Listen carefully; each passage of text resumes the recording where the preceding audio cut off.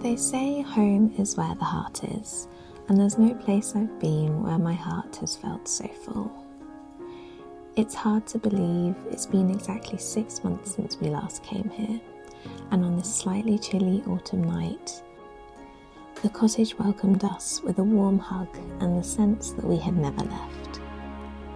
I was surprised at how much I had missed the character of the cosy wooden beams and the uneven kitchen floor, and there was no better way to celebrate my first night back than with some homemade cookies.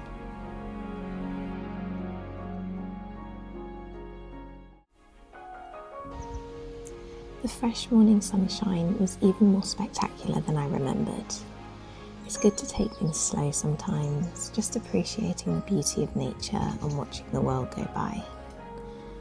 But not today. I was up and out to do something I couldn't have possibly dreamed of when we were first here in March.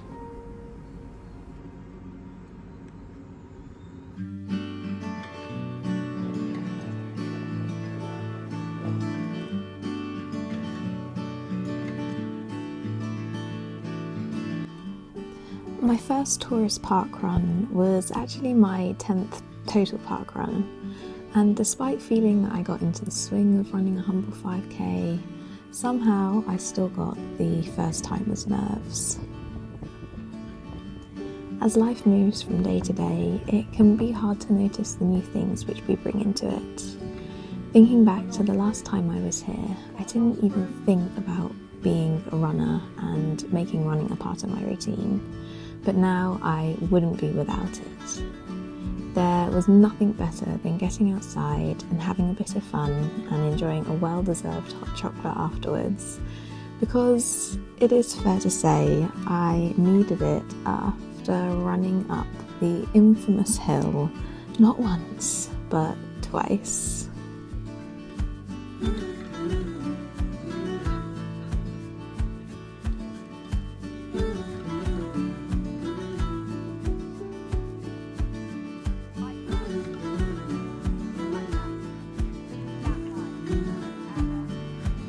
So we ran all the way up the hill there to that white building, and then came all the way down, round, and then to the finish.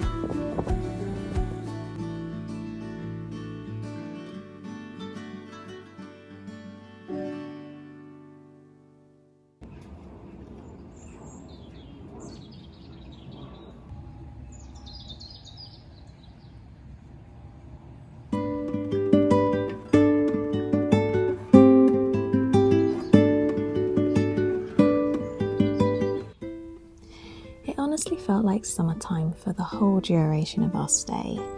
We were so lucky with the weather and we had to make the most of it. It's never too late in the year for a barbecue, and it's never too late in life to try s'mores.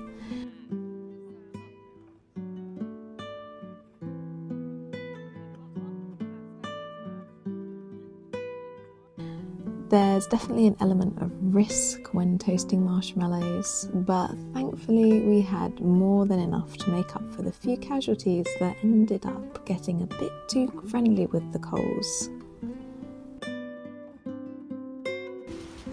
Sometimes the simplest of things are the most precious to look back on, and this afternoon out on the front terrace was definitely one that I will treasure for a long time.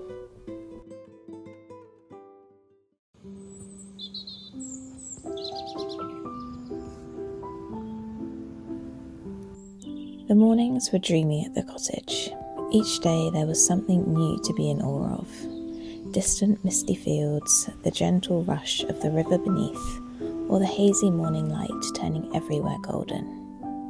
I titled my last video as Finding My Happy Place, and on this second visit I think I can say I now discovered what it means to be fully at peace and connected to the world around me.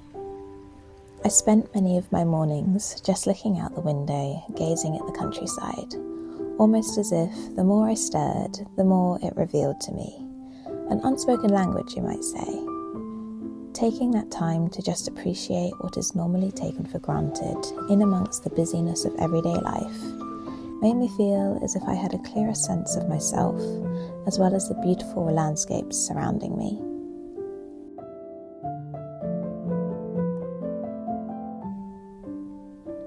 It's crazy to look back at the last time I was here. All of the orchard was in full blossom, pale white and pink flowers, the pinnacle of spring. Now, as the weary heat of the summer has passed, it was time to enjoy the bounty that autumn loves to give. Each tree was brimming with a bounty of fruit. There was crab apples, regular apples, pears, and these quinces. This afternoon felt like I was living inside a dreamy novel. It was perfect in every way.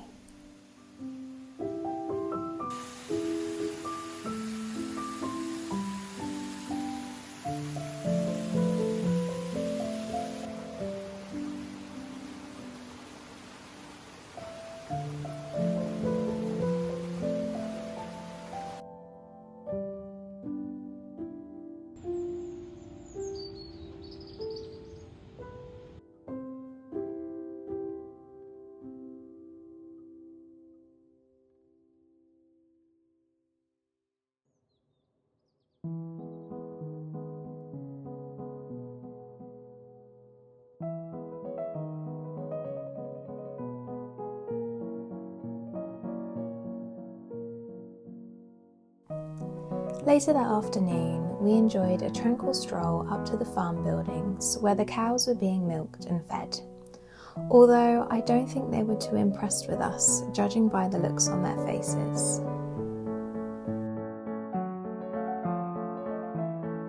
Thankfully, the bats were much more eager to please, performing a dazzling display to the backdrop of the rosy sunset as dusk slowly faded to darkness.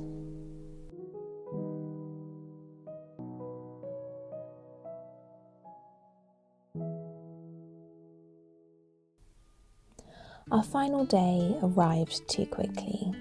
Despite the tinge of sadness, knowing it wasn't long until the holiday was over, there was still a whole day of loveliness to look forward to. For once, we had a leisurely start before heading out for one more activity.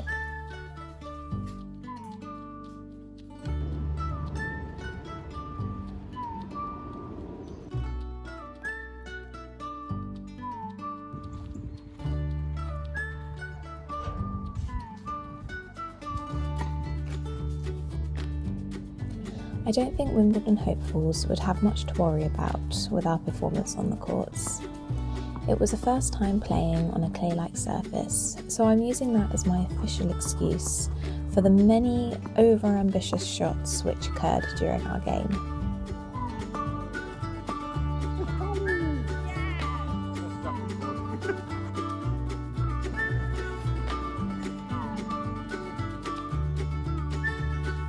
Another first was having to sweep the courts afterwards. Honestly, it was rather satisfying, albeit a little bit confusing to start with.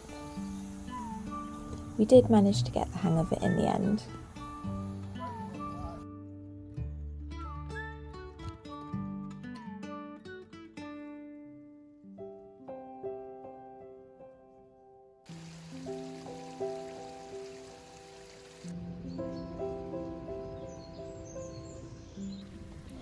Gorgeous afternoon tea was awaiting us back at the cottage. I'm not sure if it was the beautiful backdrop or the cute packaging, but it felt as if the front terrace was made for this.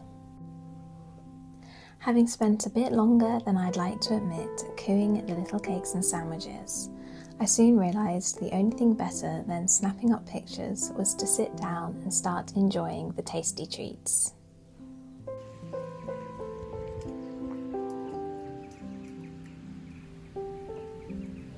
Our favourite place to sit at late afternoon was in the pergola, situated in the sunny corner of the grounds. Being outside, surrounded by the birds chirping and the babble of the river only a few strides away, was the perfect culmination of my week here.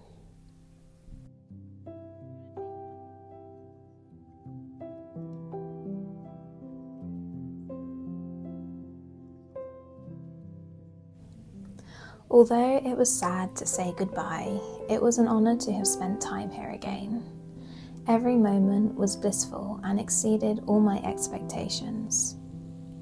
I wasn't sure if I'd feel the same way coming back here again. I wondered whether that initial spark of a new place would be less a second time around. But really, it was the complete opposite. Not only was I enchanted by the charming cottage and its idyllic surroundings, I grew fond of the place as if it was my own. And for the first time, it truly felt like being home.